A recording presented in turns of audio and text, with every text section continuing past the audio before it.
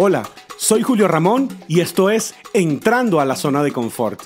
Siempre nos han dicho que tenemos que salir de la zona de confort, pero fue entrando a mi zona de confort donde conseguí las herramientas para perder 50 kilos y hoy poder hacer este podcast. Mi nombre es Julio Ramón Pérez y estuve obeso por más de 20 años. De hecho, una vez llegué a pesar casi 150 kilos. Pero el punto principal de este podcast no es el peso que he perdido, sino todo lo que aprendí mientras lo perdía. Y de las cosas más importantes que me quedaron de todo este proceso es que para ser más saludable no tienes que forzarte ni sufrir. De hecho, durante años viví entre dietas extremas y ejercicios extenuantes y el resultado fue mucha frustración, rabia, atracones de comida y solo cuando comencé a disfrutar del camino fue que vi el verdadero cambio en mi vida. ¿Y tú?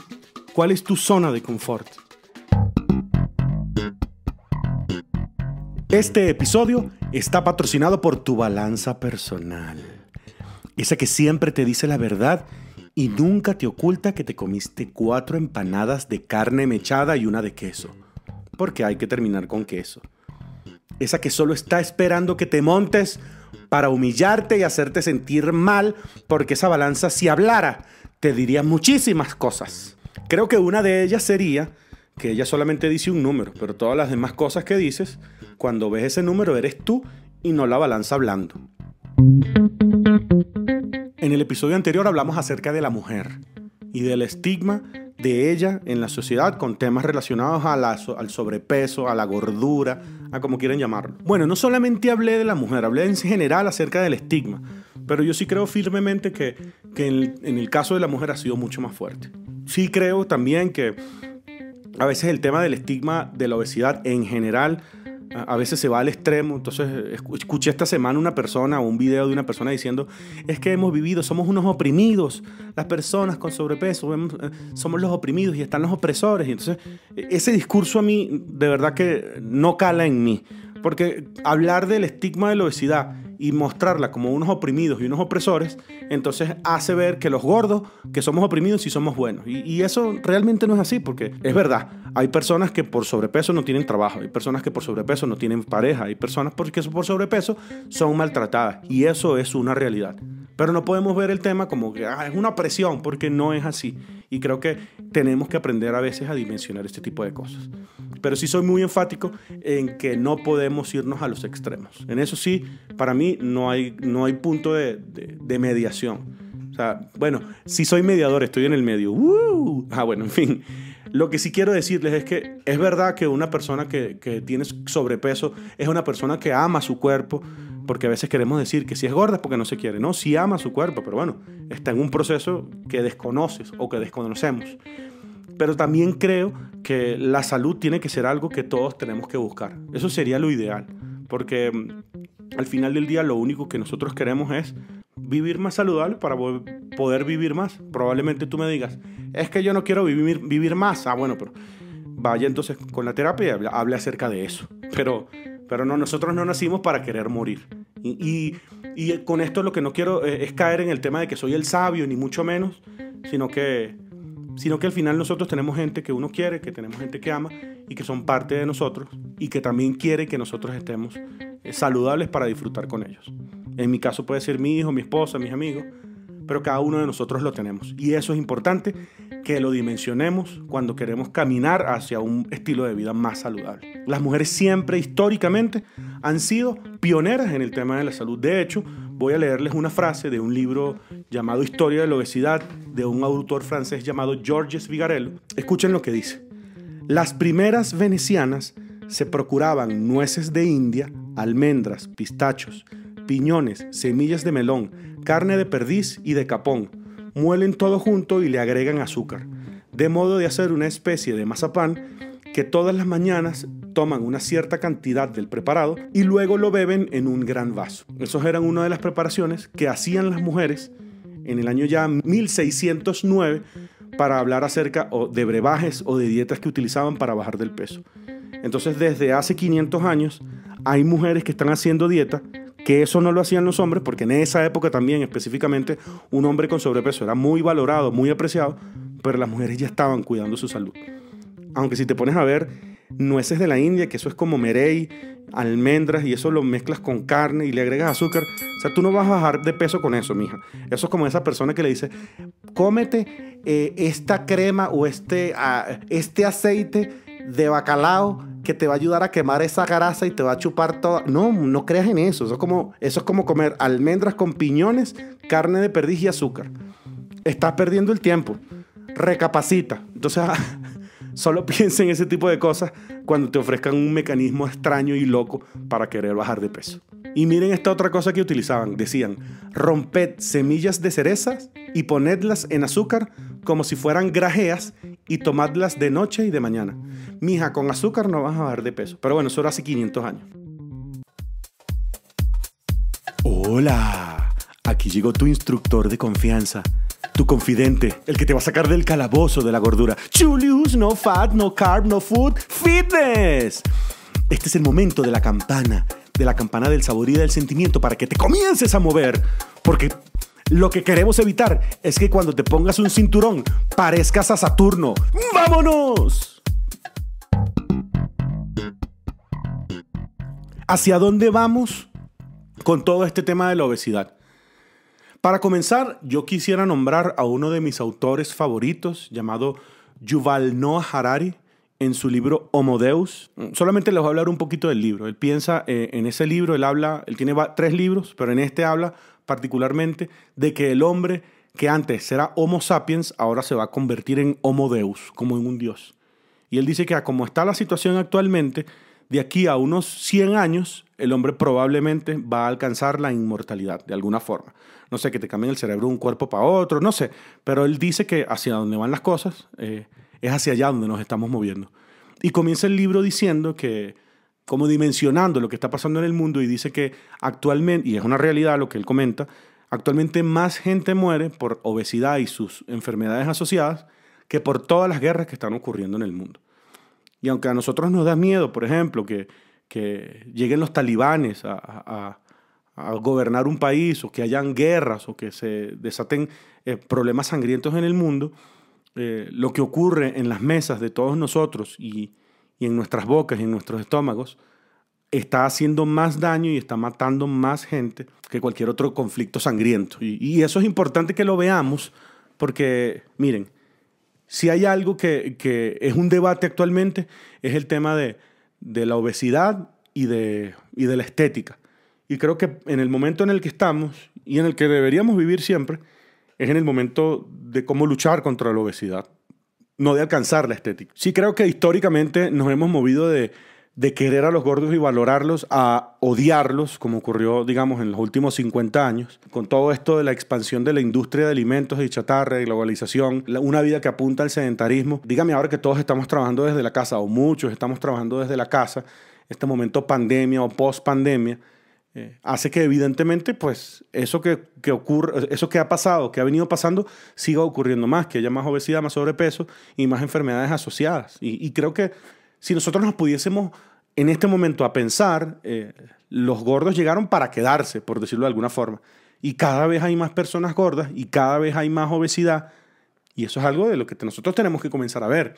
Y tenemos que comenzar a indagar o tratar de investigar para combatirlo. Pero no es combatirlo por combatirlo de hay que moverse, hay que hacer dieta, ¿no? O sea, son muchas cosas mucho más complejas de lo que nosotros pensamos. Y yo creo que nosotros tenemos que poner cada uno un grano de arena, o como yo siempre digo, 1 gramo de grasa perdida para poder trabajar en contra de eso. Yo sí creo que nosotros como generación tenemos que crear conciencia de la obesidad, pero sin duda alguna para nosotros llevar esto, que se perpetúe, por decirlo de alguna forma, tenemos que comenzar con los niños. Bueno, yo porque soy padre, pero los niños son los primeros que tienen que tener acceso a una buena alimentación. Hay un estudio que habla que desde el nacimiento el niño comienza a moderar esa forma de comer, especialmente en un momento que ocurre después de los meses de nacido, que es la introducción de alimentos sólidos.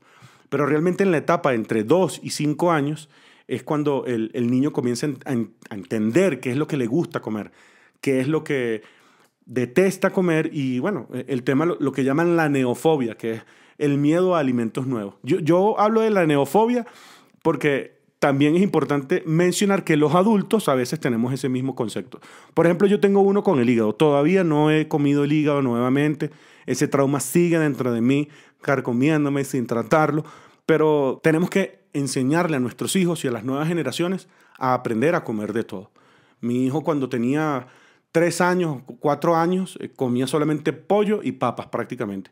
Pero gracias a la pandemia, que yo comencé a cocinar en la casa, él tuvo un cambio radical, que ahora le encanta comer sopa de brócoli, que no es que ahora le encanta comer ensalada y todo eso, tampoco así.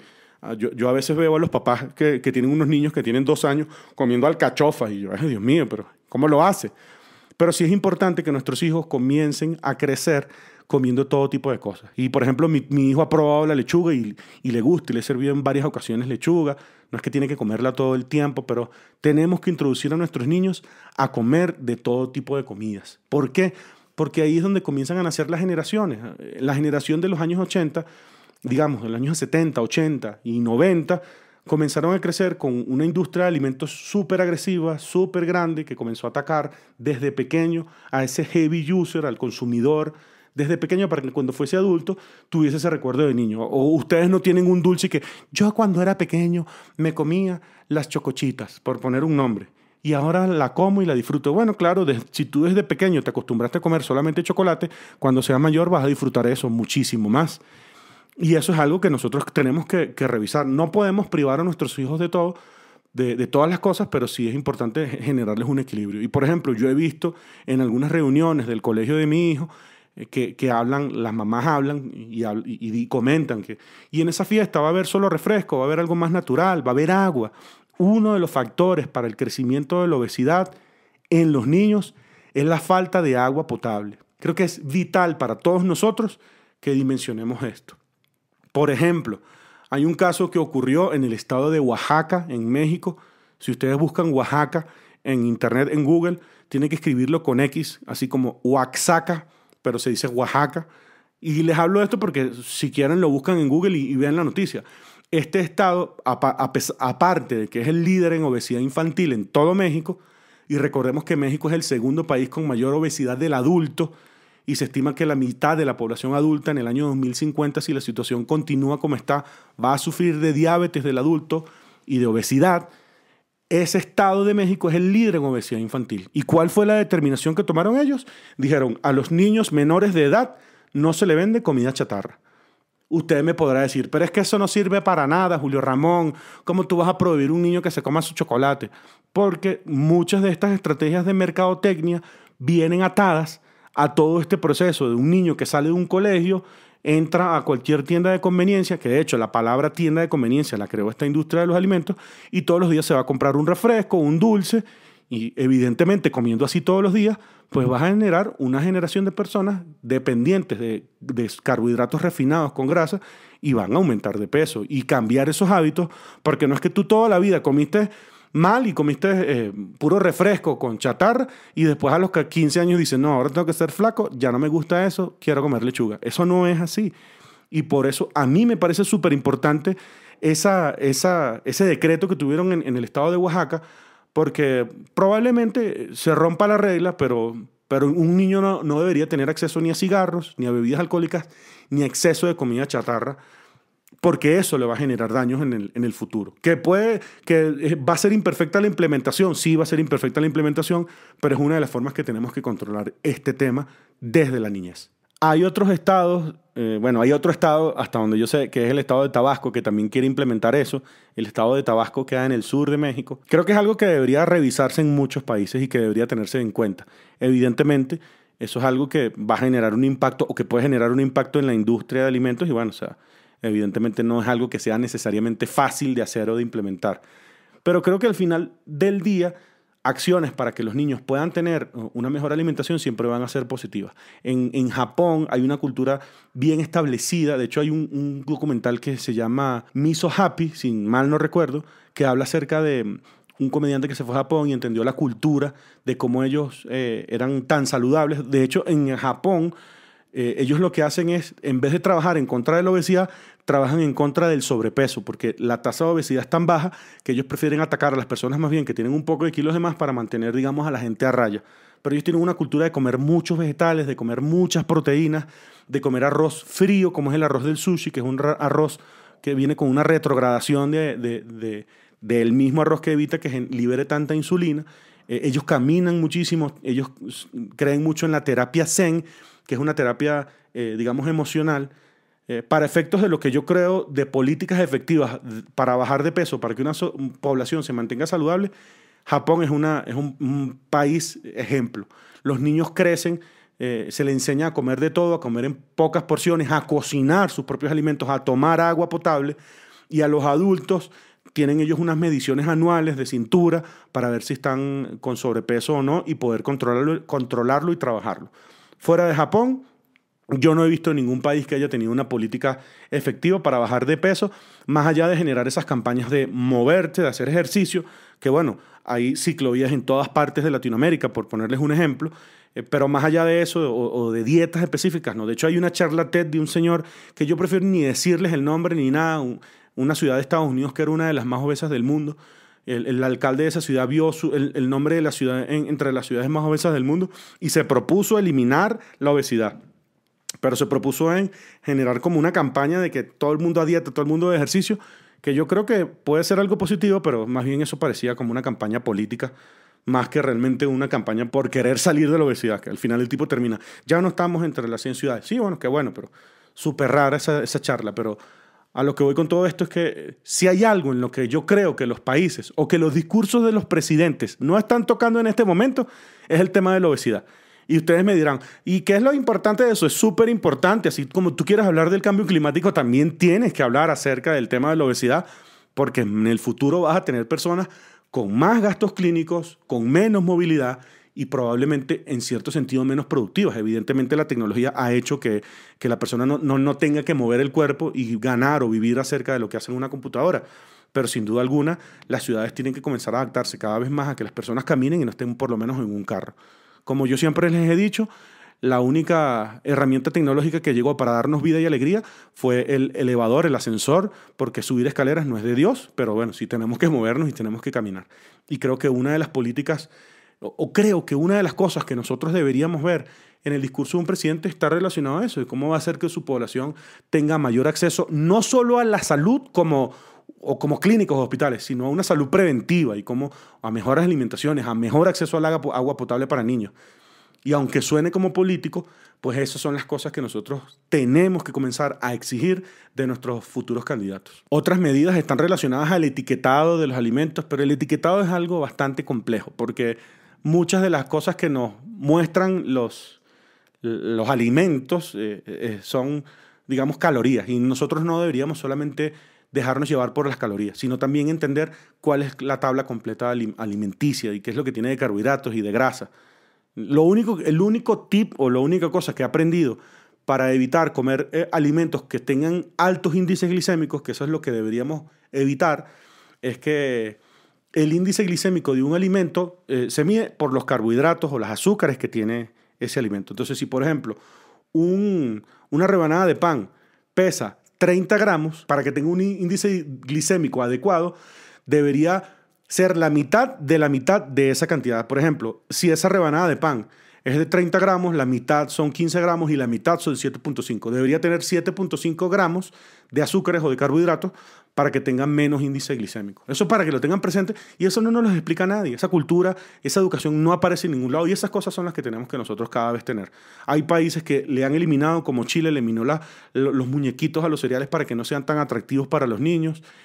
Volviendo al tema de los niños, aquí en México cambiaron el etiquetado, que a mí no me gusta, pero porque al final todo es exceso de azúcar y exceso de grasa o exceso de sodio, y al final nosotros tenemos que saber qué es lo que ocurre más allá que diga exceso o no exceso, porque hacia allá es donde deberíamos mover. Otra cosa que deberíamos tener presente es el tema del consumo de proteína animal. Yo sí creo que deberíamos consumir menos proteína animal por un tema de ambiente, por un tema de salud. No necesitamos comer carne 3 veces al día. Sí podemos trabajar en eso. Yo trato de que un día en mi casa no comamos proteína animal en todo el día, pero sin duda alguna yo creo que el comer más vegetales o comer, por ejemplo, más granos o diversificar nuestra alimentación va a hacer que nosotros podamos tener una vida más saludable. Porque a veces nos quedamos enfrascados en que yo soy carnívoro, yo solo como carne. Come carne todo lo que quieras, pero trate de diversificar esos alimentos y no solamente comer carne, porque la carne también viene con un factor de grasa, a menos que te guste comer carne sin grasa todos los días, que eso es bastante difícil, pero porque a quién le gusta comer una carne seca ahí todo el tiempo, o sea, eso tampoco es así. Sí creo que las proteínas son importantes, pero a nivel general sí creo que deberíamos consumir menos proteínas. Yo no estoy de acuerdo con el modo de vida vegano. De hecho, yo no creo que ningún país subdesarrollado actualmente tenga la capacidad para que sus ciudadanos vivan con un modo de vida vegano, porque no les va a cubrir todos los requerimientos alimenticios. Los países desarrollados sí pueden darse esos lujos, pero al final del día yo tiendo a creer que el ser humano puede ser vegano o puede comer proteínas, pero nosotros somos omnívoros y biológicamente hemos sido creados para adaptarnos a cualquier situación. Si dejamos de comer carbohidratos, nuestro cuerpo se adapta. Si dejamos de comer proteínas, también nuestro cuerpo se adapta. Pero si comemos de todo un poco, sin exageración, con diversidad, creo que podemos tener una mejor salud. Y al final, a lo que voy con todo esto es, si tú eres vegano, yo no tengo problema en que lo seas y lo celebro. Y si eres saludable, pues muchísimo mejor. Pero sí creo que la proteína animal no se escapa. De hecho, los ácidos grasos del cerebro pareciera ser que vienen de proteínas de los moluscos, de los camarones, de todos los frutos del mar. Y eso es parte de nuestra consistencia como seres humanos y no deberíamos dejarlo de lado. Que sí hay que comer menos carne, especialmente las carnes rojas. Sí creo que eso tiene que ocurrir y va a ocurrir. Con esta creación, por ejemplo, de carnes limpias, carnes producidas genéticamente, que eso va a crecer en el tiempo y van a haber muchas carnes que probablemente sean producidas genéticamente y eso va a ser un cambio. Y aparte que producir un kilo de carne es súper costoso. Entonces, yo creo que hacia allá nos estamos moviendo. El resumen de todo este cuento es que tenemos que diversificar nuestra alimentación. Comer menos carne, pero diversificando nuestra alimentación. Eso realmente va a hacer que nosotros, creo yo, podamos tener una vida más saludable. Y esa diversidad incluye comer hasta hígado, que bueno, tengo que comerlo. Volviendo a las políticas de salud efectiva, si yo fuese el candidato a Nutrilandia a llevar un mundo libre de obesidad, yo tendría 3 pilares, que no es nada más y nada menos que los pilares que establecen las sociedades científicas para atacar la obesidad, que son la terapia conductual, la alimentación y la actividad física. Esas son las 3 bases o los 3 pilares, porque al final del día, todas las comunicaciones o todos los mensajes que hemos venido viviendo durante los últimos años que hablan acerca de la obesidad son como las noticias de en los últimos años ha existido un crecimiento de la obesidad y es culpa de las personas que les gusta estar gordas, no hacer dietas, sino mover ese cuerpo. Y no es así, realmente tenemos que generar una conciencia emocional acerca de los alimentos, tenemos que procurar que haya disponibilidad de alimentos frescos, de verduras, de frutas disponibles para todos, especialmente los niños, y tenemos que promover que haya un movimiento físico, que la gente pueda caminar. Hay ciudades, como se los comentaba en capítulos pasados, muy difíciles para que caminen.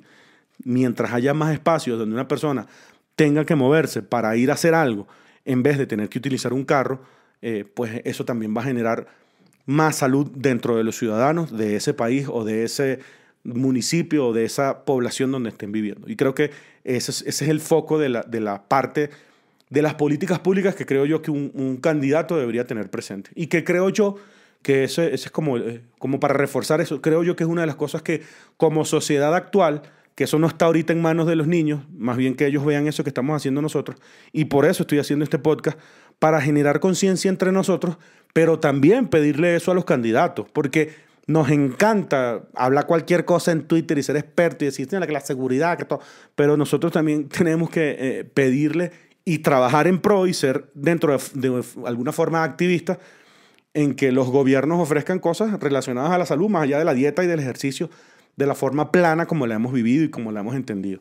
Adicionalmente a todo esto está, digamos, un organismo mayor que es la OMS, la Organización Mundial de la Salud, pero a mi juicio es un monstruo burocrático que para que ellos hagan recomendaciones a los países o implementen políticas de salud efectivas es complicadísimo. Por ejemplo, todo este tema que yo les he hablado acerca del alto índice glicémico de los alimentos y de las grasas saturadas es algo que tiene evidencia y que se ha venido trabajando con éxito en muchos consultorios clínicos de muchos médicos. Pero como no hay suficiente evidencia de acuerdo a los estándares de la Organización Mundial de la Salud, lo único que ellos promueven es el déficit calórico. Que una persona con déficit calórico, es decir, comiendo menos calorías de las que consume, va a bajar de peso.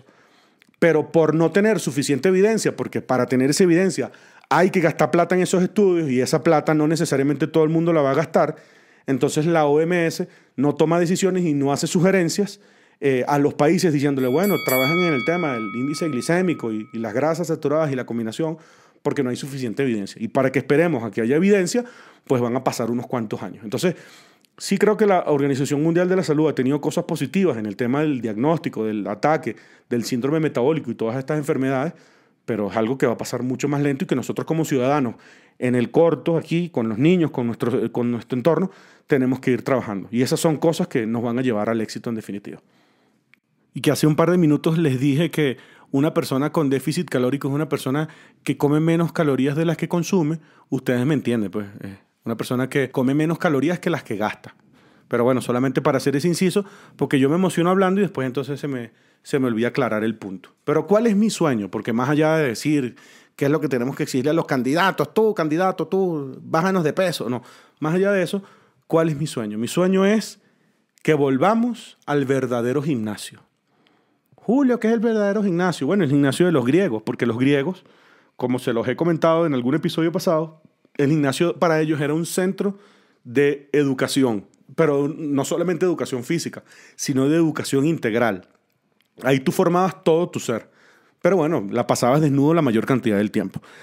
Que ahora en los gimnasios la gente solamente está desnuda, pero no cultiva su espíritu, no cultiva su intelecto. Y yo creo que los centros de salud para bajar de peso tienen que estar enfocados en todas esas partes.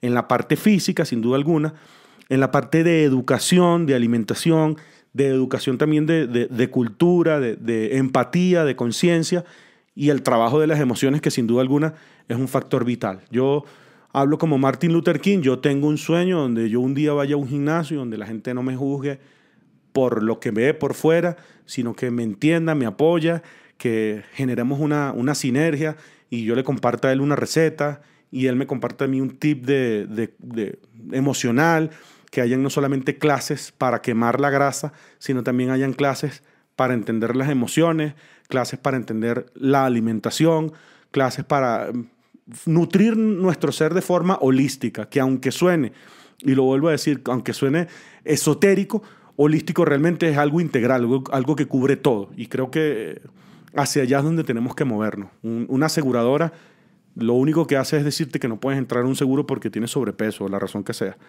Pero esa aseguradora, en vez de asegurarte y ofrecerte opciones para tú tratar o para prevenir el tema de la obesidad, lo único que hace es juzgarte. Y así al final termina haciéndolo la sociedad. Pero yo creo que la verdadera paz y el camino hacia la salud no solamente lo vamos a construir juntos, sino lo vamos a construir con un equilibrio y con un manejo integral de cada persona y de esta situación que es la obesidad. El juicio, el estigma, el alimentarse con muchísimas cosas, el comenzar a mover nuevamente nuestro cuerpo, a desempolvar nuestro cuerpo va a hacer que nosotros podamos tener una vida completamente diferente. Tips de Julio Ramón. Muchas personas terminan siempre en ese mismo comentario enfrascado de que a mí no me gusta hacer ejercicio, ¿cómo hago? No me gusta entrenar. Y yo sé, de hecho, el tip de la semana pasada, o de hace 2 semanas, hablaba de dejar las cosas listas para el momento de entrenar. Pero bueno, a ti quizás no te guste ni siquiera entrenar, ni dejar ningunos zapatos listos, ni nada. Entonces busca algo donde tú puedas mover tu cuerpo, que tú vas a saber que te va a ayudar a quemar calorías. Por ejemplo, puede ser bailar, puede ser andar en bicicleta, puede ser un deporte al aire libre que te guste, que lo vas a retomar, o limpiar la casa, que esa es una de las cosas que a mí me ha funcionado. Si usted se pone a limpiar la casa, usted activa ese cuerpo. Por ejemplo, un sábado en la mañana, en ayunas, ¿vale? Con agua, una cosa, un tecito, usted comienza a barrer toda esa casa y a limpiarla. Y si usted te pones un reloj de esos de iWatch, de esas cosas que cuentan las calorías, vas a ver todas las calorías que quemas solamente haciendo oficio. O pones música, la popular de Olga Tañón, es mentiroso ese hombre, es mentiroso. Se me fue la afinación, pero no importa. Comienzas a bailar y ahí vas quemando. Pero comienza a mover el cuerpo, que con eso va a haber el cambio en tu vida y te vas a sentir mejor. Ay, yo sí quisiera que esos gimnasios fueran como antes, en la antigua Grecia, para ver a todos esos hombres desnudos y que haya uno así como de Edgar Ramírez, algo así, para uno ver. Pero bueno, Yolanda, contrólate, ¿vale? ¿Tú también vas a estar desnuda? Ah, pues, si está Edgar Ramírez, le muestro la mercancía para ver si la compra. ¡Lo logramos, equipo! ¡Lo logramos! Ahora tienes dos opciones. Seguir ejercitándote o haz un burpee. Sí, solo un burpee. Quizás mañana hagas 2 o 3 y así sucesivamente. Lo que sí es importante es que te estires muy bien, porque eso ayudará a tus músculos y pon algo de música para que relajes la mente. Así que entrégate y nos escuchamos en el siguiente episodio. Y si este capítulo lo escuchaste sentado, recuerda que el próximo lo podrás escuchar caminando. Este podcast lo puedes escuchar en todas las plataformas como Spotify, Evox, Apple Podcasts, YouTube, y cuando lo dejes de oír, voy a seguir sonando en tu mente y tu corazón. Sígueme a través de Julio Ramón Pérez en todas las plataformas, compártelo si te gusta a quienes conozcas y recuerda comprar el libro en Amazon.com o en audiolibro en varias plataformas disponibles en julioramonperez.com.